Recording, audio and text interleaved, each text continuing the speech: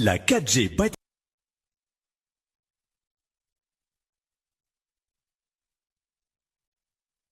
Telma vous présente Nivava. avec moteur original, puissance à partir de 10 kVA, garantie 1 an, SAV de qualité, fini les coupures, soyez autonome, Batimax. La qualité au meilleur prix. Manolotra anao ny fampalalam-baovao. Vato malaza tegna tsara tsy alako. Presto. Vita malagasy. Presto. Maman kokoa. Fitonjato ariary. Manolotra anao ny fampalalam-baovao.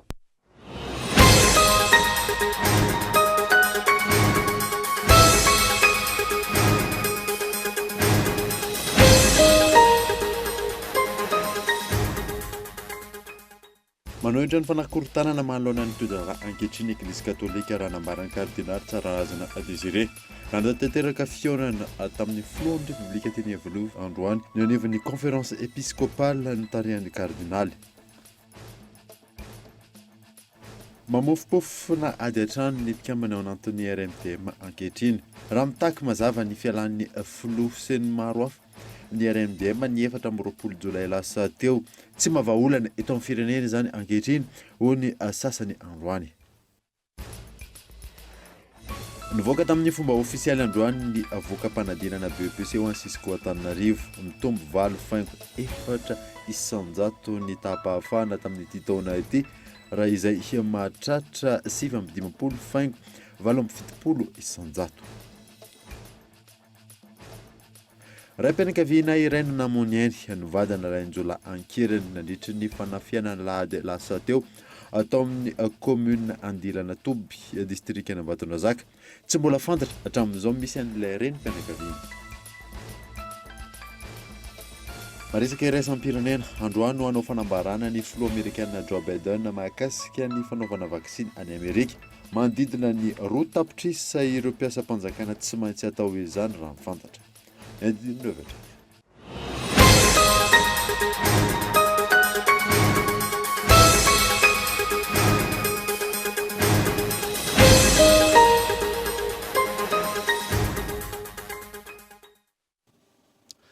Faly tafaraka aminao indray tompoko lasy tompoko vavy amin'izao fotoanan'ny vaovao izao eto amin'ny Akolo TV. No anomboantsika izany dia manohatra ny fanakorontanana manoloana ny toedrana ankehitriny ny Eglizy Katolika raha nambaran'ny kardinaly Tsararazana Désiré. Nanatanteraka fihaonana tamin'ny filohan'ny Repoblika izy ireo androany teny Iavoloha Abrahama Randriamanana. Tsy manao politika, tsy mitady toerana na seza manokana ary manohitra ny herisetraka saina atao sy ny fanakorontanana manoloana ny toedrana misy ankehitriny ny Eglizy Katolika raha ny nambaran'ny kardinaly Tsararazana Désiré androany. Tsy mba mahazo lalina, tsy mba manao mitady seza na mitady toerana zany, tsy mpanao zany. Ary ihany koa manohitra mihitsy ny herisetra izay atao mba hitondrana ny azahoana ny fitondrana. Tsy mankasitraka ny fanakorontanana amin'ny herisetra isan-karazany ny Eglizy Katolika. Ka rehefa misy fotoana manao hoe ny Eglizy Katolika manao an'izao mitady toerana ohatran'izao, tsy Eglizy Katolika zany. Fa ny anjananay dia mankahery izay miezaka ary koa miteny mananitra raha misy tsy mety. Raha misy tsy mety dia miteny izao tsy mety, izao tsy mety, nizaniza. Fa tsy hoe tia kandidanay tsy mba manao an'izany ny Eglizy Katolika.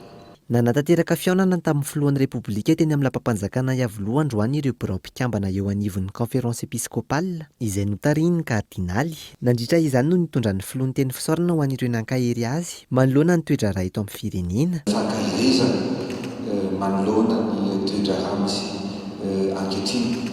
Ary eto dia misaotra ihany koa amin'ny olona rehetra izay mitondra-bavaka nankahery amin'ny zavatra mamofaty izay nokasana na niverina natao teto amin'ny firenena.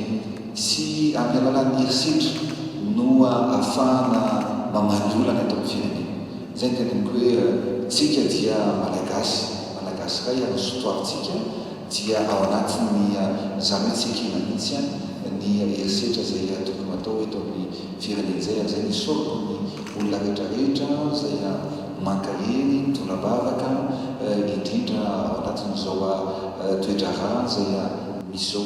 Ankoatra izay, nisy nandritra ity fihaonan'ny Braon Conférence Épiscopale tamin'ny filohan'ny Repoblika ity, nidinika fanatsarana ho fampandrosoana ny firenena. Mamofopofona ady hatrano ny mpikambana ao anatin'ny RMDM ankehitriny. Raha mitaky ny fialan'ny filohan'ny Repoblika, ny RMDM ny 4 Jolay lasa teo tsy vahaolana eto amin'ny firenena izany hoy ny sasany tamin'ity androany ity. Yves Richard. Manomboka hita taratra ny fivakisan'ny mpanao politika mivondrona anatin'ny RMDM, nandrody be ny mpanohitra ho an'ny demokrasia eto Madagasikara. Raha tafiditra anatin'ny fehi-kevitra 12 nivoaka nandritra ny fokoan-nandò nasionaly nataon'izy ireo. Ny 13 sy 14 Jolay ny fitakiana ny fialan'ny filoha sy ny fananganana ny Repoblika fahadimy. Mifanipaka amin'izay ny fomba fijery mpikambana sasany izay nanao fanambarana androany. Fa ny RMDM tsy natao hanonga-panjakana. Ny RMDM tsy nentiny anakorontanana firenena. Marina hoe efa niomanina ilay fokoan-nandò-pirenena. Fa kosa ny zavatra tokony tandremana atao anatin'ilay izy. Ohatra hoe milohan'io dia efa nisan'ilay hoe ilay hoe fikasana moa ny filoham-pirenena. Ao anatin'iny zay ianao no tena miala ny filoham-pirenena. Tsy fantatra hoe fifandrify-javatra hoe zany zavatra zany. Sa hoe zay kosa aloha hiala ny fomba ahoana ary izy. Itsika efa zany hiditra anatina transition indray. Zay hitantsika fa tsy nason'ny firenena. Any angela manirina amin'izy. Ka zay loatra tsy mikevitra amin'izany zahay. Satria ahoana moa ny hoe filoham-pirenena enao manaiky fa lany olona io fa zay hoe miara-manarina ny firenena tsika. Raha natao arifana amin'ny fitantanana raha-pirenena ny nananganana ny RMDM. Tsy arak'izay intsony ny foto-kevitra hijoroany hoy hatrany mpikambana nanao fanambarana androany. Mazava ny fomba fijery ny reto farany fa tsy tokony ho rohitina amin'ny hevitra tsy mitovy ny raha-pirenena. Na anatin'ny fanoherana azy arak'izany tokony ho hita taratra ny fiarah-mientana amin'ny fampandrosoana. Somary sokafintsika ny adihevitra hoe rehefa tsy nanatrika n'ilay fivorian'ny mpamatsivola-tany Frantsa ny filoham-pirenena dia tabatabatra mpanohitra io ary. Ohatra hoe zany hoe mahafaly antsika zany ny tsy fahazahoantsika eo amin'ny sehatresam-pirenena famatsim-bola. Ngamba ataoko hoe zany zavatra zany misy fiantraikany amin'ny vahoaka malagasy. Miteny ny filoha Marc Ravalomanana ary isaorana azy hoe siokatokana. Mahay miresaka amin'ny sehatresam-pirenena ireo izy. Miantso zany zahay hoe manino zany fahendrena zany finiavanao zany raha hoentinao anampianao ny mpitondra, anampianao ny filoha, anampianao ny vahoaka malagasy. Fa tsy hoe falitsika fa hoe mikatso ny famatsim-bola eo amin'ny sehatresam-pirenena. Zay zany le hoe tokony hovana ilay fomba fanoherana eto amin'ny firenena. Raha ny fehindry mamofopofona ady an-trano eo anivon'ny RMDM hoy ny mpanara-baovao. Mizara telo hatreto ity vovonana natao hivondrona ny mpanao politika manohitra ny fitondrana ity. Ankoatra ny RMDM, nisy ny TRMDM nantena rodiben'ny mpanohitra ho an'ny demokrasia eto Madagasikara. Niala tamin'ny RMDM noho tsy fitovia-kevitra. Izao indray laza mazava ny fanoheran'ny RMDM ihany koa. Ireto mpikambana sasany izay namoaka fanambarana androany ireto. Izany teraka resabe tamin'ity androany ihany koa ny fisian'ny fandarana miara-manonja roa samihafa ao anatin'ny izay RMDM izay. Fa tontolon'ny politika izay hatrany dia naneho ny hevany mahakasika ny raha fikasana hamon'ny filohan'ny Repoblika androany Alain Ramarsona nambarana fa tsy azo ekena ny fikasana ifofony ain'ny filoham-pirenena mitaky rehetra ijoro manoloana ny zava-miseho tahaka izao ny tenany fanampanazavana. Zay tsy anaiky mihitsy ny fomba ratsy alaina amin'ny alalan'ny basy na ninona ny amonoana filoham-pirenena. Ny asan'ny président Rajoelina dia mandeha. Raha misy lesoka, izy moa ny olombelona mitantana zavatra tsy misy lesoka. Fa zany tsisany hoe namononao azy na nenjeranao amin'ny fanjakana azafady tompoko. Tsisy anaiky an'izany, zay ny nampisehoko androany. Fa zao, ny ankizy ambany tanàna rehetra dia fantatro. Ary be ny karakaraiko. Ary manaja, fanaja zay menakavy. Azy tsy anaiky mihitsy ary zay ny ampisehoko manana hery zay. Azy tsy anaiky zay. No viraviraina ohatr'izany ty fitondrana ty. Alao andeha ny fitsarana. Alao andeha ny faniadadiana tsy maninona zany. Fa zao fotsiny. aloha azava aloha no ny asany izy vonona koa zay iaro azy atsembohana sara nisy tamin'ny 2009 ka tsy avelany raraka tany io tompoko na iza miseho azy dada zay koa mba manana ny anitra anao lafy mavao hafa kosa indray dia sambo maromaro no hita miodiody amin'ny ranomasin'ny Madagasikara any amin'ny afaritany Mahajanga amin'izao fotoana izao. Isan'ny ahina amin'ny fahatongavan'ny olona antsokosoko raha ny fanazavana. Isan'ny manano sarotra ny fanaraha-mason'ny asistan'ny tsy fahampian'ny fitaovana. Miantarandriana io. Isan'ny faritany misintona mpizahantany sy vahiny ny faritany Mahajanga. Nateo aza ny fidiny sistany tsikatra ny fisina sambo maromaro miodiody amin'ny renirano Madagasikara amin'ny manodidina iny. Manoloana io hanamafisina ny fanaraha-mason'ny sistany. Majunga no azo neritreretin'ny Comorien ohatran'ny hoe capitale ny Comore tamin'izany. Ary zay no mahatonga hitantsika sara hoe be dia be zao ny Comorien eto amin'ny Mahajanga na aty amin'ny faritra be raha tsy laza fotsiny hoe na ny gouverneur raha mety isy Comorien.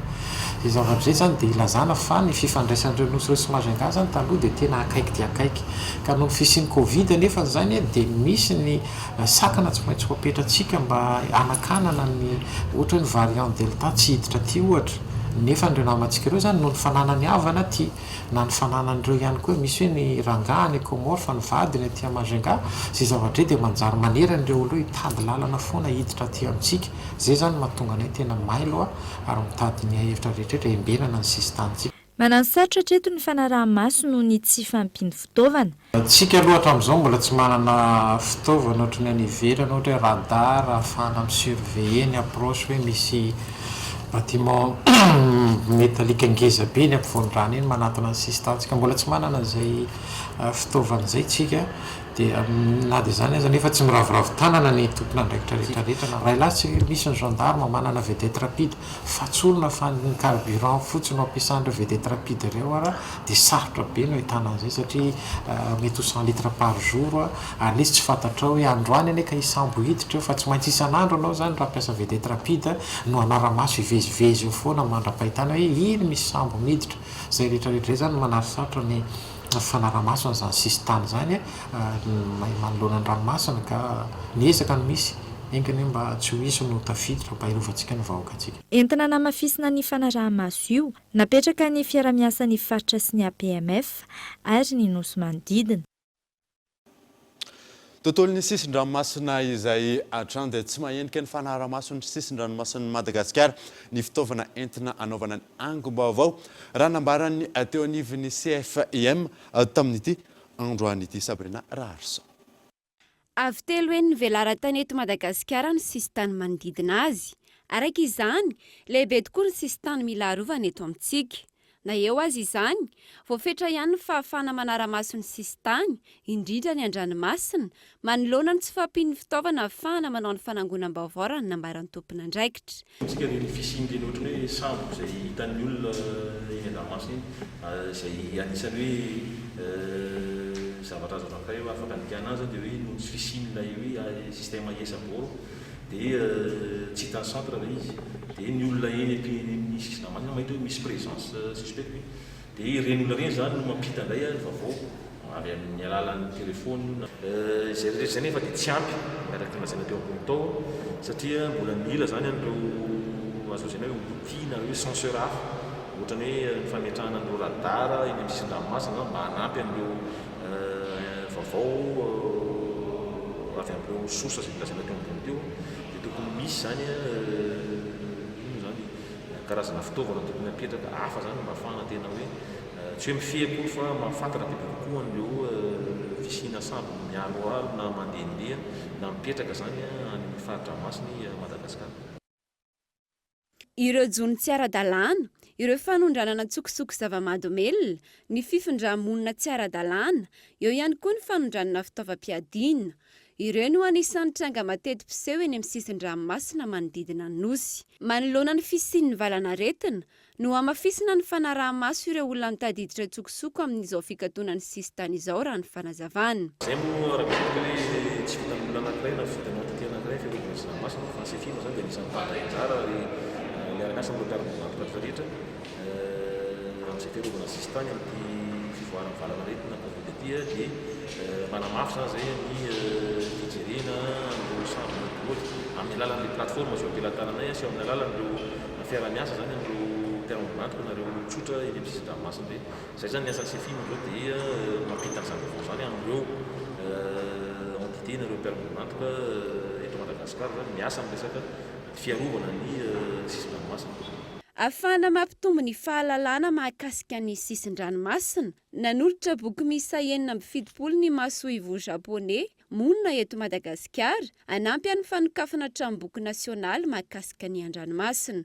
Nanambara ny masoivo japonais fa vonina trano izy ireo hiara-iasa amin'ny Madagasikara amin'ny fiarovana ny sisintany. Tontolon'ny fampianarana kosa ianay dia nivoaka tamin'ny fomba ofisialy androany ny avoka-panadinana ABEPC ho an'ny Cisco Antananarivo nitombo 8 faingo aotra 400 ny tapa-hafana tamin'ity taona ity izay mahatratra 7.50 faingo 7.70 isanjato abrahama Randriamanana. Taorian'ny fanatanterana ny fanadinam-panjakana ABEPC ny herinandro lasa teo. Androany maraina no nivoaka tamin'ny fomba ofisialy teny anivon'ny ivon-toeram-pampianarana samihafa teto Andrenivohitra ny voka-panadinana ABEPC ho an'ny Cisco Antananarivo. Seconde, afaka seconde dia ABEPC. Courage ho an'le tsy afaka zany courage. Dia ho an'le afaka zany félicitations daholo. Izy tsy naposiko hoe fivaly androany le izy satria nisy niteny hoe rapiso ny valy dia izay moa manao match tsy ambadika tsy dia hoe valy miantso mamanay anakaty mamanay zay mamanay afaka tena faly be vitsy satria tena tsy naposiko hoe afaka tena faly be non ABEPC fotsiny. Iza tena natahorana tamin'ny ABEPC zany? Matematika sy fizika satria sy nanarana sarotra kely afaka fa dia faly. Afaka inaty? Peksa ihany tahorana teo eo any somary faible tamin'ny stage mazotra mianatra fa mbola afaka foana rehefa mamerina fa matoa tsy afaka dia misy tsy ampy. Ho ana ray aman-dreny aloha tena hitako tena feno loatra ny foko satria ABEPC seconde ilay zanako dia aloha tsisy loatra ny nanano sarotra satria ilay zaza efa mahay dia efa nanambony moral be zay ray aman-dreny hoe afaka ny zanakay. Ankoatra ireo nijery ny voka-panadinana teny anivon'ireo ivon-toeram-pampianarana nisy ireo nisafidy nijery izany tamin'ny alalan'ny finday sy ny tranonkalan'ny ministera tompon'andraikitra. Tsy nampozina satria ny eritreretina zany hoe vomako fa noho ny resaka serasera zany dia vokan-drano izy. Hafa ihany le hita maso. Tsy mahita aloha zao dia mitaintaina zay ho an'ny efa nahita dia reny izy hita reny hita soritra aminazy reny misy ny amfaly dia misy ny somary manana endrika. Tafidiko aloha dia amin'ny telefôna fa satria mba ilana amin'ilay fampitony reny sady ilana an'ilay aretina sa hitanao koa tsika mbola agnatin'ny amena ara-pahasalamana maromarina kokoa. Ny atsara ny voka-panadinana ABEPC tamin'ity taona ity ho an'ny Cisco Antananarivo. Raha toka 1.770 isanjato ny tapa-hafana ny taona 2024 niakatra ho 7.50 isanjato izany. Izay nahitana elanelana 4.4 isanjato.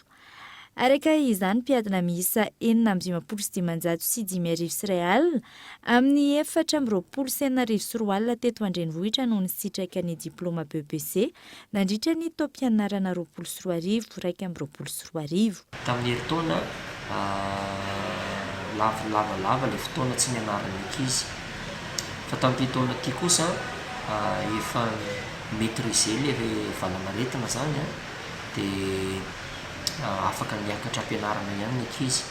Noho izay anton'izay moa dia afaka nanao ny faraheriny ireo mpampianatra napita ny fahalalana nampianatra n'ireo ankizy ireo.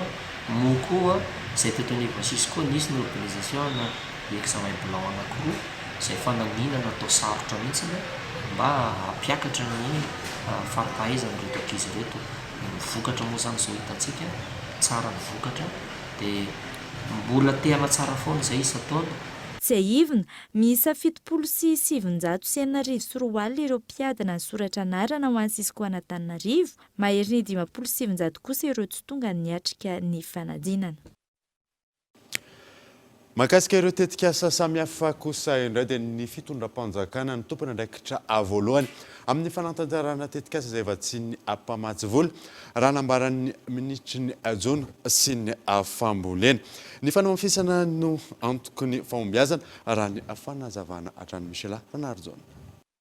Diso ny filazana fa ny mpamatsy volan'ny tetikasa iray eo anivon'ny ministera iray no mibaiko amin'ny fanatanterahana tetikasa Papandrosoana izay raha ny fanazavan'ny ministry ny Jona sy ny fambolena. Indray mitentsika ka ny Banque mondiale ny banky iraisam-pirenena no manome ny toromarika esan'ny tetikasa tena lavoko akitsarano zany. Raha zay dia tsy mila ny banky iraisam-pirenena tsika. Tsy mila anazy tsika fa matoa misy ny fiaraha-miasa dia miainga avy aty amin'ny isika malagasy no miteny hoe zao no tianay tanterahana, zao no tianay anitsiana, zao no tianay lalana vaovao izorana amin'ny fanatanterahana an'ity tetikasa ity. Misy fifandresen-dahatra eo fa tsy mandeha ho azy koa zany ary io tsy atao amboletra ihany koa fa fifandresen-dahatra. Ho an'ny tetikasa rehetra eto anivon'ny ministera dia miara miresaka, miara midinika, mifandresy lahatra amin'ireo mpamatsy vola ireo hoe ny fiarahantsika miasa dia tokony fiaraha-miasa ankitsi-po ary fiaraha-miasa ao anatin'izay vina sy fijery tia ny fitondram-panjakana izay apetraka izay izay fitondram-panjakana manana maizy azy fitondram-panjakana demokratika. Amin'ny ankapobeny tetikasa tsy maintsy mifanaraka amin'ny politika mpanjakana no tokony hipetraka sy hivelatra eo anivon'ny ministera iray. Mila manaiky izany ihany koa ny mpamatsy vola. Tsika tsy isika atao anivon'ny ministera zany no anana programa izay tsy mifanaraka na tsy mifanindran-dalana tanteraka. Zany hoe misy cohérence parfaite sy convergence parfaite amin'ny politika ya gouvernement fa isika dia manatanteraka an'izany. Ireo mpiara-miombonantoka dia manatanteraka ny fomba fijery gouvernement ary manatanteraka ny politika tiany fitondram-panjakana apetraka. Raha ny fanazavana ankoatry ny fifampiresahana fanaraha-maso no andraikitry ny mpamatsy vola amin'ny fanatanterahana ireo tetikasa ny fanarahana tamin'ny gouvernemanta. Hatramin'ny androany mihoatra ny 10 ireo mpamatsy ara-bola ny fitondrana malagasy, isan'izany ny banky iraisam-pirenena, ny vondrona Europeana sy ireo maro hafa. Ho tanterahana ny faran'ny volana oktobra ho avy izao ny andiany voalohany amin'ny foire économique et commerciale des 22 régions. Etsika ara-toekarena sy ara-barotra izay ataon'ny Madavision hanoanana ireo mpandraharaha fanadina. Manoloana ny fahavoazana goavana nateraky ny Covid-19 indrindra ho an'ireo mpandraharaha sy orinasa madinika sy salantsalany. Hitondra ny tantsony amin'ny fanohanana azy ireo amin'ny alalan'ny foire économique et commerciale des 22 régions Madavision. Maro ny teboka mpiavaka ny hetsika ara-toekarena sy ara-barotra hoy ny mpikarakara.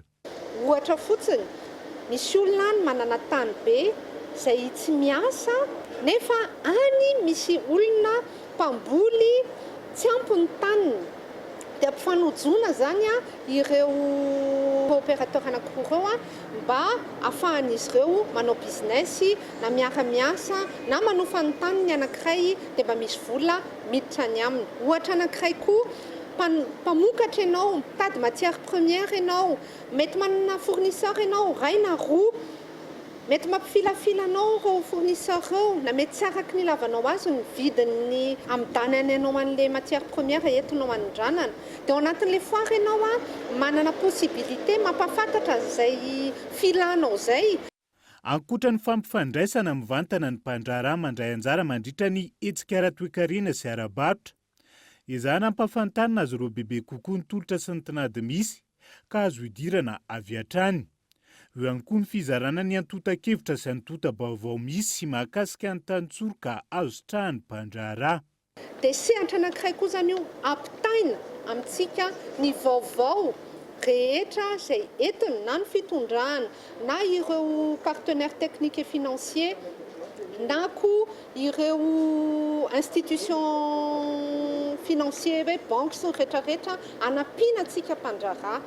Dia misy koa ny fampianarana izay io entiny na ny conférence na ny atelier ahoana moa zany hoe franchise zany, ahoana zany hoe revendeur zany na distributeur, satria ianao mety hoe mpivarotra marque anankiray zao eto Antananarivo, mitady revendeur ianao na distributeur anao any amin'ny faritra, mila mba fantatry le olona anao an'izay zany hoe inona moa ny tombony ho anao anatin'izay.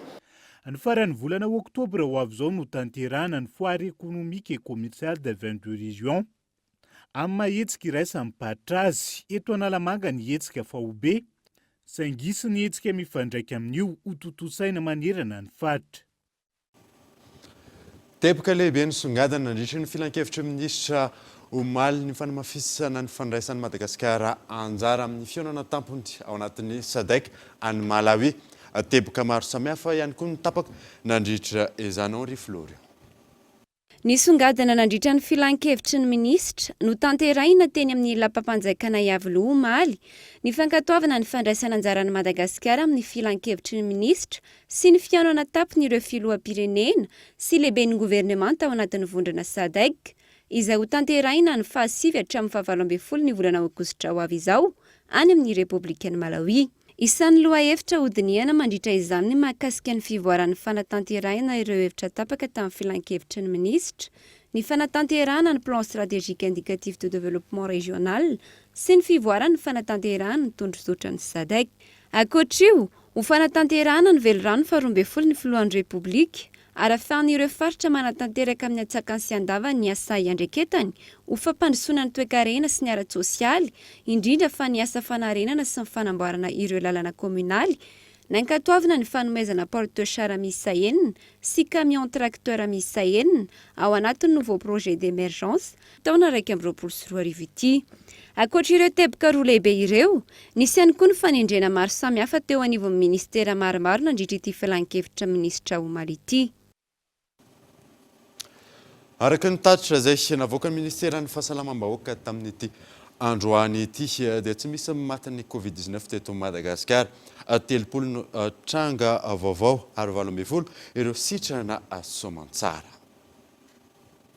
Tahaka mahazatra anaraka adokavatra isika melona dirantsika amin'ny tapany faharoany vaovao rehefa avy eo.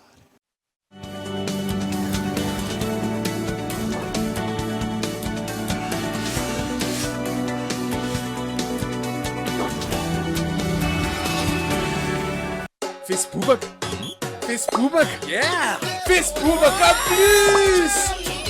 Hello, Facebook plus! Alavolo mandritry ny 2 herinandro amin'ny 2 giga. Yeah! Ankafizo any! Tsindrio ny dièse 322 étoile 68 dièse. Vidiny 2,000 ariary fotsiny.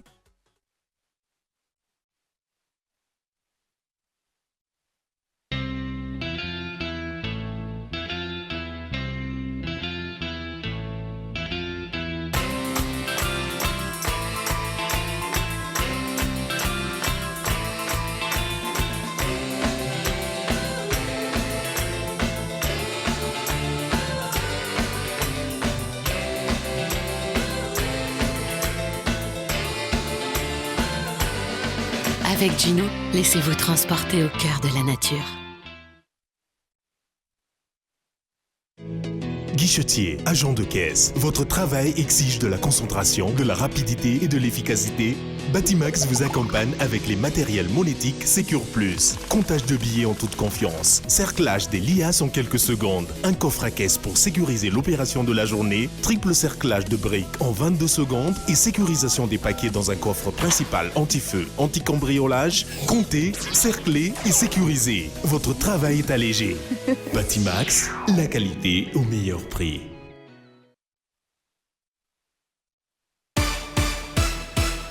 Maman Lisa, c'est l'heure.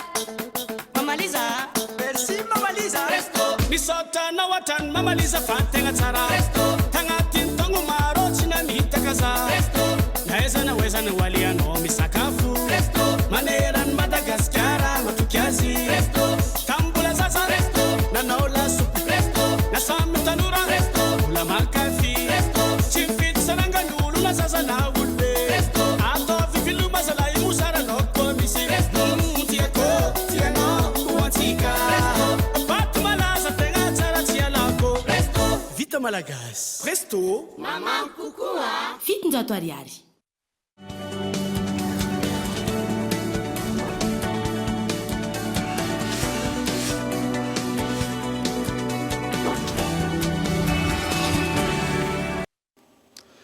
Mihitra ny tapany faharoa ny vaovao isika. Ivahindrika ao anatin'ny fandaharana ankitsi-po rapitso eto amin'ny Akolo TV Andriamato Idéalzao izay solombavamboaka ny Madagasikara sy Andriamato ary zona antenaina izay mpandinika politika. Dahoary ao rahantsika ny sombony amin'ny zany. Tsotra ny zavatra vahaolana hoentina amin'izao zava-misy eto amin'ny firenena zao mila mirecule aloha ny filoham-pirenena hoe inona marina ny tombanezaka tena problème amin'ny firenena aty. Iza le olombelona lasa mivadika blocage fa tsy solution. Zay zany ny zavatra tena mila jereny le filoham-pirenena raha mbola hijery lavitra izy amin'le roa taona sy tapany ambiny. Fa raha zao zavatra am'seo zao dia makely finoana no avy ny filoham-pirenena kehitriny amin'ny fifidianana 2024. Makely finoana andeha moa ny tantara ifankahitsika.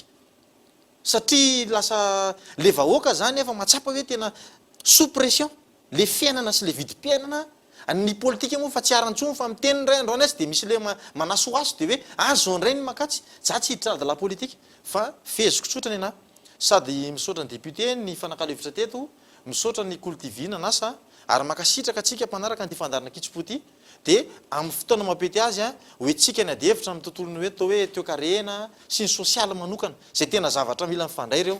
Fa ny androany moa misy an'ity filoham-pirenena ty hoe misy tady fofosiny sisa dia somary adinodinony amin'ny ankapobeny tena fiainam-bahoaka. Ka amiko zany zay zavatra zay tsika hitsara ny filoham-pirenena zay afaka roa taona sasany mino afara manomboka eto zany tony tokony hisy fiatraikany amin'izay mba ho azo antaninana hoe ahoana ary reny fankatoavana nomenareo reny inona ny atraikany tany amin'ny lalana raha ny resaka lalana raha resaka fandrarahana arakasa nisy mpiasa tafiditra ve mamany le voalazanao teo eto zany le solombavam-bahoaka dia tena ho lasa na hamadika ny firenena na hanampy hanavitra ny firenena amin'ny alalany reto fankatoavany reto ary koa rapitso afaka pitso hitaky amin'izay hoe rehefa nomenanareo fankatoavana nampiasana tokoa ve ny volaka tonga any dia ho tsaraina tsirairay amin'izay le fanjakana arakaraka ny zavabita sy ny fiatraikan'izay amin'ny fiainam-bahoaka. Araka izany dia hoarahanao rampitso aorianany fampalalam-baovao izay fandaharana ankitsi-po izay. Fa apetraka eto Madagasikara ny territoire à vocation agricole biologique anarahana ny fivoarany sehatry ny fanjifana ampitomboana hatrany amin'ny 200 ny velaran-tany ka isan'ny omena lanja manokana amin'ny izany voly fanondrana Eve Richard. Ray alina hektara hatreto ny velaran-tany voamanina fa anaovana ny famokarana ara-biolojika eto Madagasikara. Manoloana ny fivoarany sehatry ny fanjifana indrindra ny eo amin'ny sehatra iraisam-pirenena. Tsy maintsy hirosona ny fametrahana ny territoire à vocation agricole izany fitondram-panjakana sy ny mpiara-miombonanto ka atao. Ampitomboana hatramin'ny 200 izay velaran-tany tena hoe ho voakasiky ny agriculture biolojika izay. Ireo karazana vola ao anatiny moa zany araka ny efa hitantsika ankehitriny hoe ny voly tena ahondrana ankehitriny amin'ny biolojika dia ny vanille, cacao, eo ihany koa nefa ny crevette raha amin'ny hazan-dranomasina, ireo vokatra ny legioma sy ny voankazo rehetra ireny dia tafiditra ao anatin'izay paikady izay daholo. Mandidina ny 20 tapitrisa dolara io isantaona ny vola ampidiriny famokarana biolojika anatin'ny kitapom-bola mpanjakana. Ankoatra ny fitombony lalam-barotra mahakasika ny vokatra indrindra ny eo amin'ny tsena iraisam-pirenena. Tafiditra anatin'ny ady amin'ny fahasimban'ny tontolo iainana ihany koa ny fampivelanana ny famokarana biolojika. Ny bio arak'izay tenentsika izay dia tena kajy ny tontolo iainana mihitsy ka hitretina ny fivaovan'ny toetrandro mihitsy no anosika antsika hiverina any amin'ilay ny andohana izany hoe ilay tsy fampiasana ny akora chimika ka ny fampiroboroboana n'ireo anam-pamokarana izay tsy mampiasa akora chimika izay ny tohana angamba afaka hiatrehantsika n'ilay fivaovan'ny toetrandro. Ny taona 2022 no natsangana ny paikady nasionaly ho an'ny famokarana biolojika. Taorian'ny nandaniana ny lalàna 2022 otra telo. Ankoatra ny fanarahana ny fivoarany sehatry ny fanjifana indrindra ny eo amin'ny tsena iraisam-pirenena. Ny hanomezana sakafo ara-pahasalamana ny malagasy no tanjona. Tafiditra anatin'izay ihany koa ny hetsika tao etsy Antaninarenina mandritra ity herinandro ity. fa noho ny krizy nateraky ny amiana ara-pahasalamana manodidina ny 2 arivo isaky ny 3 volana ny taratasy fanalana piasa izay voaren'ny CNAPS. Araka izany dia nanolotra fiofanana ireo mpikambana avery asa izy ireo ahafana mamerina azy ireo indray amin'ny asana na ihany koa manao asa tena gaeto Andriatsilavo. Nanomboka ny volana Martsa 2024 nidirana tao anatin'ny ameana ara-pahasalamana mitoy hatramin'izao fotoana ny fahaveresana asa eto amintsika. Ho an'ny CNAPS manokana manodidina ny 2 arivo isaky ny 3 volana ny taratasy fanalana piasa avy amin'ny orinasa voarain'izy ireo. Raha ny atotanisa ny fantatra eto amin'ny CNAPS zao isa 3 volana dia misy any amin'ny 2 arivo any ho any ny taratasy fanalana piasa zany avy any amin'ny orinasa ny avis de débauchage ary eo amin'ny atsasak'izay aty amin'ny mbola ny herintaona teorina dia mbola hita fa mbola tsy misy taratasy fampidirana azy miasa avis d'embauchage zany hoe mbola azo eritreretina fa mbola tsy miasa. Araka izany nanolotra fiofanana ho an'ireo very asa ny CNAPS sy ireo mpiara-miombonantoka ka ireo mpikambana very asa no atao lara-pahamehana amin'izany. Atreto raha miampy ireto 500 mivoakandro any ireto miisa 590 ireo olona very asa nomen'ny CNAPS fiofanana ka ny 400 amin'izy ireo no tafaverina amin'ny asany. Mavita ny fiofanana moa reto mpiofana reto dia misy ny atao hoe antso ataonay CNAPS sy ny mpiara-miombonantoka amin'izy ireo ezahana antsona zany hoe nanahoana ianao zay aiza ho aiza ianao zay dia reo tratrantso zao no nanontaniana nametrahana fanontaniana dia ny eo amin'ny 400 izy ireo zany zao no efa tafaverina nahita asa na miasa tena. Isan'ny fampiofanana omena ny fikarakarana CV sy ny fiatrenan'ny entretien d'embauche sy ny maro hafa. Eo ihany koa ny fampiofanana ahafahana mamerina azy ireo amin'ny asa toy ny fampianarana ny teny vahiny isan-karazany, ny fampianarana informatika, ho fanamafisana ny asa tena, misy ny fanaovana mofomamy, lakozia, fianarana taovolo sy tarehy, fianarana zaitra, mekanikôtô sy ny maro hafa. Isan'ny vaovao misongada ihany koa dia totosany maraina teo teny amin'ny Cour suprême ny fianianan'ireo administrateur civil andiany 7 zara roa izy ireo izay mitsinjara amin'ny ministerany aditany sy ny ministerany asa-panjakana Nambina Ravelo Arso. Mianiana aho fa nitateraka atsakasy andavany dia andraikitra apetraka ny fanjakana amiko. Andiany 7 ireto administrateur civil navoaka teto amin'ny fitsarana tampona ny Cour suprême reto izay nitotosaina ny maraina teo. Mizara roa lehibe ny fandraisana azy reto eny amin'ny ministera misy azy mandra-pahatongava ny fanendrena azy ireo amin'ny toeram-piasana vaovao. Vitan'ny fianarana izy ireo rehefa misy poste budgétaire avetrany zany efa misy asa miandry ny sasany ara tamin'ireo nivoaka raha tsy teny afa-tsy ny administrateur civil zany fa ny any amin'ny antokona asa sasany ohatra hoe ny any amin'ny commerce ny misy koa andiany sasany efa nahazo asa mihitsy les commissaires de commerce reny dia ohatran'izany koa reto amin'ny administrateur civil reto tsy ela dia azo ny affectation koa ampelorany fahitana azy satria mamoaka isa taontsika. Ny anamma no mamoaka azy ireo administrateur civil fanjarany ministera miandraikitra azy ireo ihany koa no mitsinjara azy amin'ny toerana izay hiasana eto Madagasikara. Iverenasika ny tontolon'ny fampianarana fataoriana reny avampitoanan'ny fiboana reny hita fa mitarasoka ny fandaharam-potoam-pampianarana teto Madagasikara. Manoloana izany dia isan'ny fanampiana fampianarana en ligne maimaim-poana ho an'ireo mpianatra eny Ankatso fanadina. Tombony lehibe ho an'ireo mpianatra eto amin'ny université ny Ankatso ny fanomezana fanampiana fampianarana ho azy ireo. Maimaim-poana araka izany ny fampianarana ampitaindavitra indrindra ho an'ireo mpampianatra izay anome bebe koa ny fahalalana ivelan'ny fandaharam-potoam-pampianarana eny Ankatso. Afaka misitraka daholo zany ny mpianatra rehetra eto amin'ny université Antananarivo ary tiako marina fa université Antananarivo ohatra mitady cours dia ao amin'ilay plateforme zany hoe ianao zany associé amin'ny niveau d'étude anao sy minanao dia ao daholo ny materanao dia mpampianatra koa zany ohatran'izay mampiditra cours sy ny tariny hoe zany hoe na misy zany reny fijanona fampianarana sy ny sisany tsy hijanona ntsony le fampianarana misy ny grevy mandeha foana le fampianarana. Ity fampianarana ampitendavitra ity dia natokana ho an'ireo mpianatra eny amin'ny université Ankatso ihany. Raha toka ivelan'izay misy ny fandoavana ny saram-pianarana. Ity indray fanampiny zany hoe zavatra entin'ny université Antananarivo anampiana n'ilay mpianatra sy ny mpampianatra eto zany.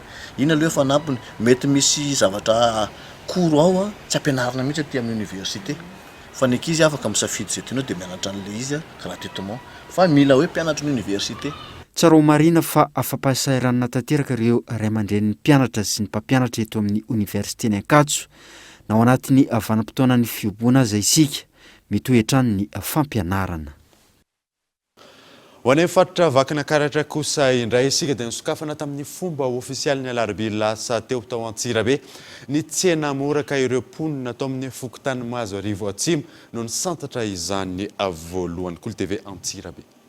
Fokontany impolo tao anatin'ny kominina Ambonivohitra Antsirabe no isitraka ny tsena mora izay ho fitsinjovana ireo vahoaka madinika. Nosokafana tamin'ny fomba ofisialy teto amin'ny fokontany Mazoarivo Atsimo izany ny alarobia fa 20 ny volana Jolay 2024 lasa teo. Intelo isan-kerinandro no ahitana ny tsena mora eny anivon'ny fokontany tsirairay avy. Vary 5 kilao ary menaka iray litatra ireo no afaka jifainy isa-tokantrano ary amin'ny alalan'ny karne pokotany no ahafahana mividy. 400 ariary ny kilao vary ary ny menaka kosa dia 400 ariary ny 1 litatra. Tsy natao sakana ho an'ireo tsy navita didy eny anivon'ny fokontany ny fanjifana ny tsena mora hoy ny tompon'andraikitra fa afaka misitraka izany avokoa ny vahoaka rehetra. Ny vary azontsika jifaina dia 5 kilao, ny menaka dia 1 litatra isaky ny karne pokotany. Tsy maintsy ny karne pokotany irery ihany no ahafahantsika mividy sy miatsena ety amin'ny tsena mora ety anivon'ny fokotany. Misy ny vahoaka mitaraina reny olona sasany manao hoe izahay tsy mahazo karne pokotany, izahay dia tsy nahavita na tsy nahaloa didy tany amin'ny fokotany, na mety misy olana maro samihafa any amin'ireny diditsika eny amin'ny fokotany reny dia lasa hoe izay no antony tsy azahoantsika ny tsena mora. Tsy tompoko, ny tsena mora dia tsy misy ifandraisany amin'ny adidy any amin'ny fokotany fa rehefa manana karne pokotany ianao na nahavita didy na tsy nahavita didy dia afaka miatsena, afaka mividy eo amin'ny tsena mora. Vary 570 amin'ny taonina ary menaka 3 litatra no anjaran'ny faritry vakina karatra ary fianakaviana 400 ka hatramin'ny 500 tafo isa-pokotany no kendrena isitraka ny tsena mora. Mariana zany dia ny tokony isitraka manokana anana ny hoe lahara-pahamehana isitraka ireo vary ireo dia ny vahoaka sahirana. Ny tranga manokana dia misy foana fa angambany tsy reny no hoe atao sakana ho an'ny rafitra efa napetraka fa dia anjaran'ny fokotany tsirairay no mijery sy mandrindra reny atao hoe mety misy tranga manokana vokatra izay tsy fananana kara-pokotany izay. Ao aorian'ny atao fokotany Mazoarivo Atsimo ato anatin'ny distrika ny Antsirabe voalohany dia ny distrika ny Antsirabe faharoa ary Betafo indray no isitraka ny tsena mora. Mijana anatin'ny fiarahamonina izay ihany isika izay sarotra mitady ny hoentimanana amin'izao fotoana izao amin'ny fanaovana asoavan-jaza noho ny fahasahiranana. Saika ialany amin'ny sakafo avokoa ny vola hoy ireo ray aman-dreny hanampiana azy ireo. Nanatanteraka didipoitra afaobe tany nandizana Karian ny antoko malagasy miaramiainga androany tany an-toerana ionina zay. Manomboka amin'ny 4 alina hatramin'ny 5 alina sira etsy ariary ny sarany fanaovana asaovana amin'izao fotoana izao eny amin'ireo mpitsabo tsy miankina amin'ny fanjakana ary efa vitsy ny rain-jaza izay manatanteraka izany amin'ny vidiny mora kokoa. Ho an'ireto renim-pianakaviana ireto ny hoanina androany tadiavina androany tsy misy ny vola miangona ary tsy misy ny vola mivaingana andrasana ahafahana manatanteraka izay asoavana izay raha tsy misy ny didipoitra faobe. Dia ny dadany teraka 7 volana izy dia lasa nitsokany Paul Berger any dia hatramin'izao tsy nandefa na vola na ariary dia izay zao saika hoe andeha hivarivaritra no andanana tetỳ Karion dia na eny hoe misy faobe maimaimpona dia nandeha zany izay mba anao an'ity zazy ity dia na ny akanjo ara dia akanjo namen'olona vao nindramina izao dia ny fivelomana moa zany dia miopiopi kely dia mamboly tsy mahita an'ilay vola 5 alina sy 7 alina mihitsy izay fa dia isaorana be da be nareo. Fotom-pivelomanay dia miasa tany matetika moa ny lehilahy mandeha dia 4 arivo isan'andro ny asonay. Izay ny tsinjarana vidanana tao mahazo vary sy laoka ary ny rehetrarehetra ny madinidinika tokantrano. Nareo firy mianaka? Eny mianaka. Vidanana vary 1 kilao dia ny ambony no fidanana kenikenina kely ohatra hoe kafe sy siramamy miafy tena miafy amin'ny hariva ihany no mihinam-bary fa sy maraina fa ny tantra fa mihinana mangasy sy mofomanga tsy vita soavana mihitsy ny satria tsinona le zaza tianao vita nefa le vola miditra ao aminao tsy ampy isan'anina izany le 4 arivo isan'andro misarana be da be ny atoko malagasy miara-miainga amin'izao fanaovana fobe any zanakay izao. No ny fahatsapana izay fasahirana ny vahoaka izay sy hotamberina ndraikitra amin'izy ireo no antony nanaovany antoko malagasy miara-miainga ny hetsika tidipoitra fahobe izay tanterahana isa-taona raha ny fanazavana ary isandraga izany fanampina ny mpiarabelona izany. Izao hetsika izao moa no natao dia hetsika efa fataon'ny antoko malagasy miara-miainga satria mahatsapa ny antoko malagasy miara-miainga fa misy tamberina ndraikitra tokony atao aminareo vahoaka. Tsy hoe akory rehefa tonga ny propaganda na rehefa izy fividianana vao mianao hetsika sahala amin'izao fa izao dia atao fa zavatra efa fanao isa-taona ary tsy mijanona amin'izay rery izy io fa mbola isy hetsika maro ataontsika toy ny fahasalaman'ny ativava, ny fanalana ny fahobe, fijerevana maso sy ny fahasalaman'ny maso dia izao hetsika izao ny rahantsika amin'ny atoko malagasy miara-miainga. Itoroam-pitso amin'ny commune ambanivohitra Viliazo ny didipoitra fahobe tanterahany antoko malagasy miara-miainga.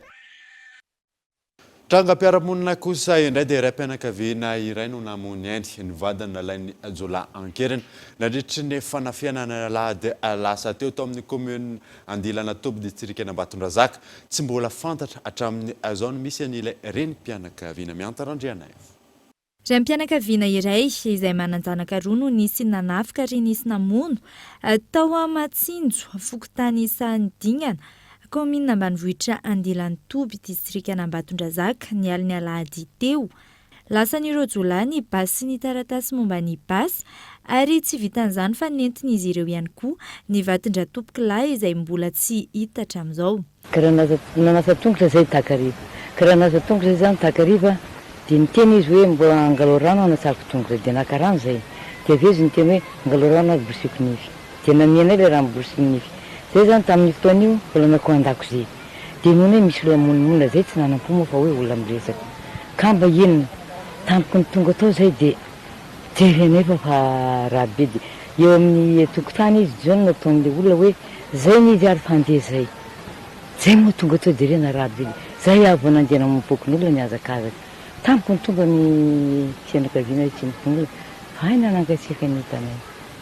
Tsy hitako le raha ny tokotokony tamin'ny enina sasany ny andro fa maizina dia tsy hitako ny olona na firitra. Ny zavatra nentiny tao an-trano aloha dia bilangy ambato anaky efatra ny tao tavela tao dia anina batera anankiray dia anina briquet anankiray dia teo amin'ny namony anazy zany foka ny tamin'ny firivany dia tamin'ny tampom-boany ny tampon-doany dia tamin'ny firivany anankiray dia tato amin'ny lany vony tomboka asa izy io raha tsorabiana inona anankiroa tamin'ny tretriny dia ny vadiny zany lasa ny vadiny tsy hitanay ny narasana fa izy fa tsy teo satria fa maty zany dia ny antsoantso any nandeha trano dia fa tsy hitako izy nanodidina dia rehefa moa zany izy nanana basy dia le basy zany fa lasa daholo ny basy lasa daholo ny taratasy ny tontana basy ray manontolo.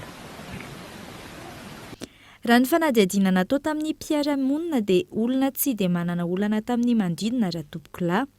Hatramin'izay tamin'ny 1916 ny dadako nipetraka teto tsy nisy daly teto anombo very mandraka izao. Lolon'ny mpiara-monina dia olona kibraka izay eto. Atreto aloha tsisy. Na ny saretinay araka ny sariako tany fa tsy mba miditra an-drano. Montoako tany efa tsy miditra an-drano. Misokatra ny fanadihadiana mikasika ity raharaha ity ary efa eny am-pelantanan'ny zandarimaria-pirenena ny fanaovana ny fampidorana.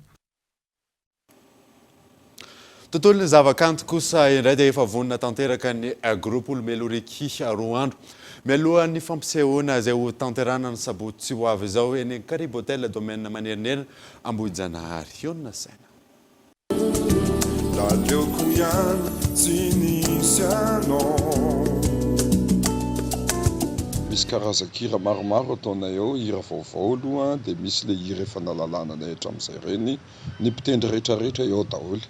Olomelo-Riky au grand complet zany ny tena marina. Dia nasainay manokana iradanza basy mazava ho azy satria misy tanora zokiny dia misy tanora vatombatiny dia misy tanora zandriny dia samy mahazo le tanora zokiny mantsy le tany amin'ny tontolon'ny ry kalangita sy ry amorom-paris sy ry kopakopa-tanana sy ry eo anilanao eo dia le tanora vatombatiny teo amin'ny adolatsainto sy teo amin'ny ry zaraiko sy teo amin'ny ry mena masoandro dia le taranaka manala azy le tanora zandriny tena taty amin'ireo diaina sy ry atsapan-drano sy ry loharano sy ry lisy malahelo sy ry izy ty mbola zaza ilay fitiavako ireny dia samy mahazo ny anjarany daholo zany ny rehetrarehetra za aloha mino fa tena revy be le izy satria eo indray zany ny tisiny manina zay efa elaela tsy nifankahita dia isorako sady ny original event zany sy ny vazimba-mpanazary ny karakaran'ity hetsika ty ny zava-maneno ipoma no miandraikitra ny lafiny teknika dia ny haingo-tsehatra misy karakarain'ny original event dia misy karakarain'ny vazimba-mpanazary zany efa elaela mantsy tsisy an'ity le manala azy hitabaky ty ry zandry malala tanao dia mino fa mangetaeta be daholo ny olombelona hoe fa nakaiza ihany ary nakaiza ihany dia io zany misy fotoana anankiray afahantsika miaraka manonja miaraka mirevy miaraka tena miara midoladola samy adoladola ny saint tao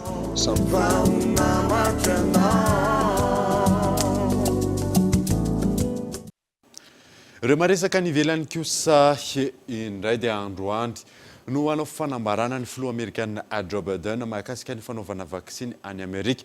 Mandidina ny roa tapisy ireo mpiasa mpanjakana tsy maintsy atao izany raha ny fantatra fanadina. Paikady vaovao napetraka hiadina amin'ny fiparitahan'ny nivalanaretina COVID-19 ao États-Unis ny fanaovana vaksiny ireo mpiasa mpanjakana. Raha toa ka tsy latsaky ny 10 alina ireo tranga vaovao voatily isan'andro any an-toerana. Ao New York amin'izao no nametraka fa tsy maintsy manao vaksiny na manao fitiliana matetika ireo mpiasa mpanjakana. Raha toa ka antapitra isan'ny maro izy ireo. Amin'ireo firenena demokratika mandrafitra ny États-Unis tsy maintsy mandrefy amin'ny tsy fiparitahan'ny nivalanaretina COVID-19 ireo orinasa toy izany ihany koa ireo université. Raha teo aloha tsy nanery ny olona hanao vaksiny ireo tompon'andraikitra any an-toerana fa ankehitriny tsy maintsy manao avokoa ireo olona rehetra. Olona maro no voatily efa mitondra ilay valanaretina variant Delta. Androany hanao fanambarana ny filoha amerikanina Joe Biden amin'ny fepetra vaovao izay ilaina raisina manoloana ny fianaky ny valanaretina COVID-19 ao États-Unis, indrindra ho an'ireo mpiasa mpanjakana izay efa mananika ny roa tapitrisa. Ankehitriny, ny atsasamanila n'ireo mponina ao États-Unis no efa vita vaksiny avokoa. Nambara tamin'izany fa na efa vita vaksiny aza ireo Amerikanina dia tsy maintsy manao ny arivavaorona ihany rehefa mivoaka ny trano. Dia izay mamarina vaovao tamin'ity androany ty ankasiahanao nanaraka izany mandrosoa sy nadaoly tompoko.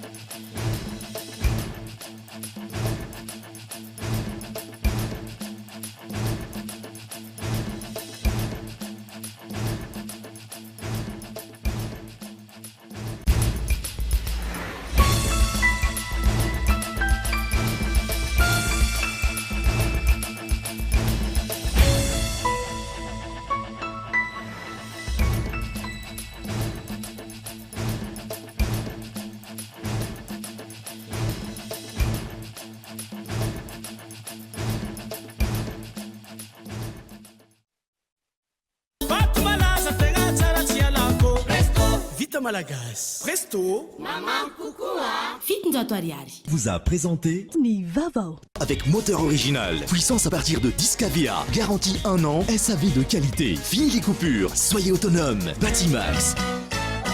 La qualité au meilleur prix. Vous a présenté Ni Vavao. La 4G by Telma vous a présenté Ni Vavao.